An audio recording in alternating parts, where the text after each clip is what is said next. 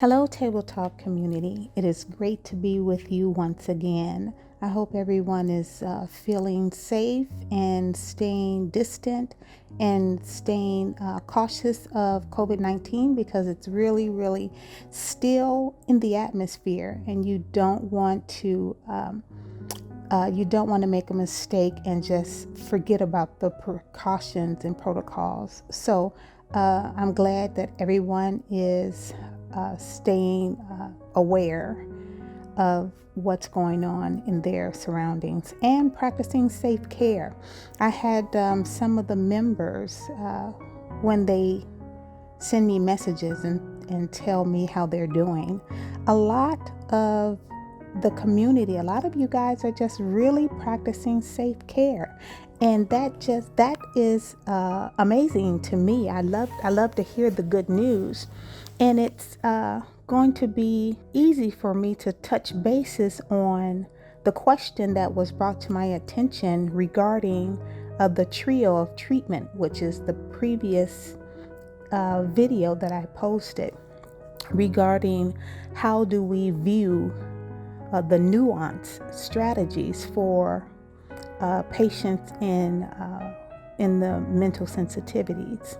So the question, I should say it's a comment and a thought process to it, but the question was, kind of open up on trio of treatment and what does that look like? Since it is a nuance, what do we expect from a strategy that's changed so drastically?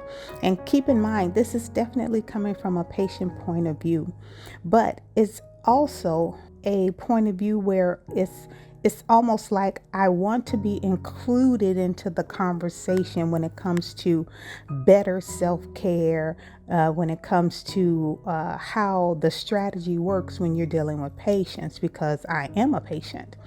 So the question was to open up and expound on the trio of treatment conversation. So let's start talking about it. So the trio of treatment, inside the trio of treatment, there's a method called patient to patient care catalog. So P2PCC, patient to patient care catalog.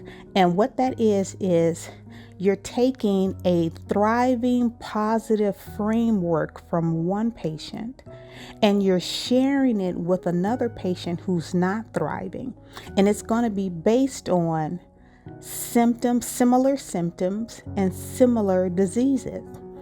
And for me, it just made so much sense when you talk about it, because patient to patient care catalog is just you taking the framework of someone who's did counseling, who do medicine management, practice a high level of self-care, and they are thriving with mental illness.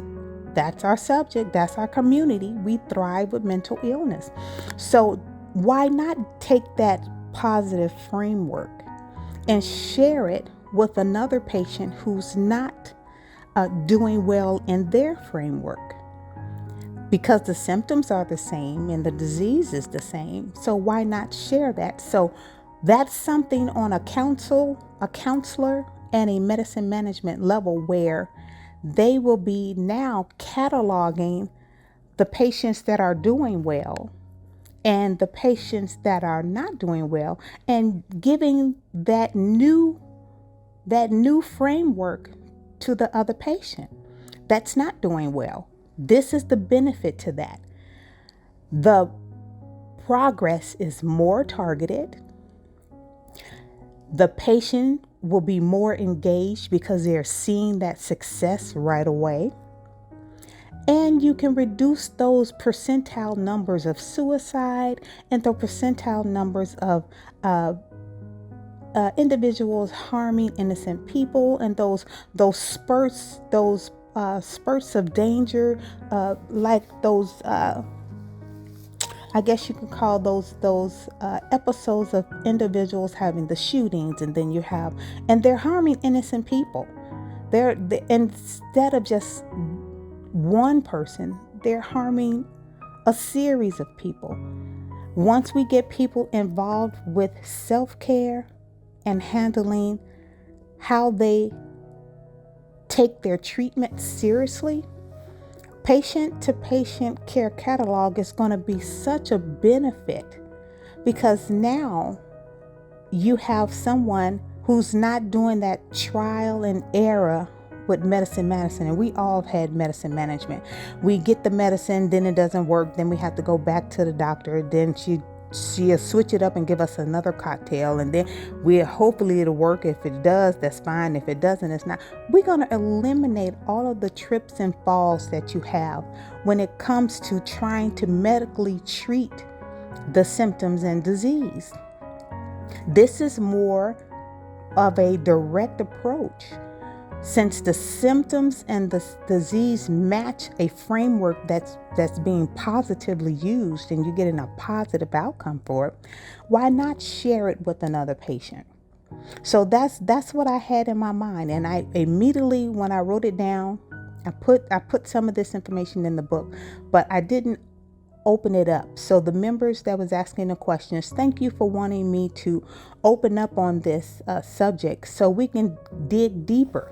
Because guess what? Going forward, we need to create a new direction and a new strategy on how to stop what's happening. Because suicide is still up, harming other people and doing these mass shootings and stuff, that hasn't changed.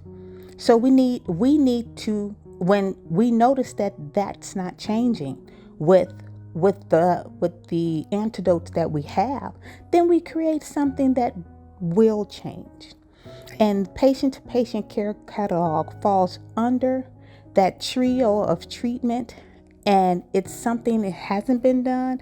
It's not being done, but it needs to be done. We as patients need to have a seat at the table where we can help, assist, demonstrate how we as patients are thriving with mental illness. Because if I see another patient and I see her thriving, I want to talk to that patient. I don't want to talk to the doctor and the counselor. I want someone that looks like me and acts like me and have the ups and downs like me, and trying to survive with their family like me. I want somebody that's similar to me, fighting for me at the table of conversation, when you're talking about counselors and you're talking about doctors and you're talking about medicine management. It's more so of a dictative strategy. You tell me what you want me to have, and I have to trust you. It's got to be something else. It's got to be something new, and it's got to have me as a person in the room conversating about how I make it every day, how I wake up every day, and other patients need to tag along and have their say so. We need to have our say so in what goes on. So this patient to patient care catalog was so important for me to speak about. And now that I know that you guys want to hear it, I'm going to start talking about it in pieces. The next one I also put in my book was a deep depression tornado system theory. It's just how you see depression pull you down and how it is similar to a tornado. So that's something I spoke about previously, but I'm going to dig more into it because no one talks about the symptoms. We need to really dig into the symptoms, or else we need something to fight against the symptoms. The disease is just a category, but the symptoms is the one that haunts me every day. So I need something to fight against the actual symptom itself. So patient-to-patient care catalog is one of the things I had on the table under the trio of treatment. And the deep depression tornado system theory is something I'm going to talk about too, because it shows that the disease is at the top. But as you spiral down, you see how the symptoms get a forefront And after the symptoms get a forefront, it sucks you into a threshold of deep depression, where deep depression is really in a bad area for anybody.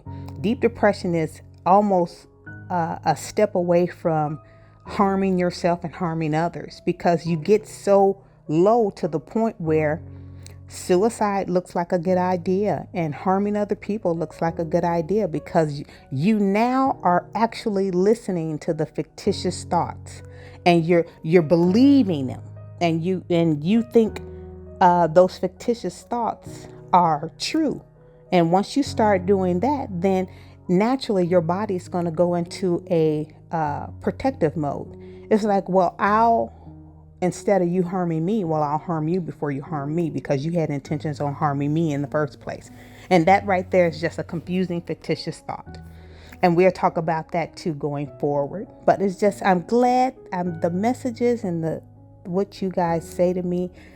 Please believe me, I take this to heart. Having a mental illness, it's something that you carry throughout your life, but it doesn't have to dominate.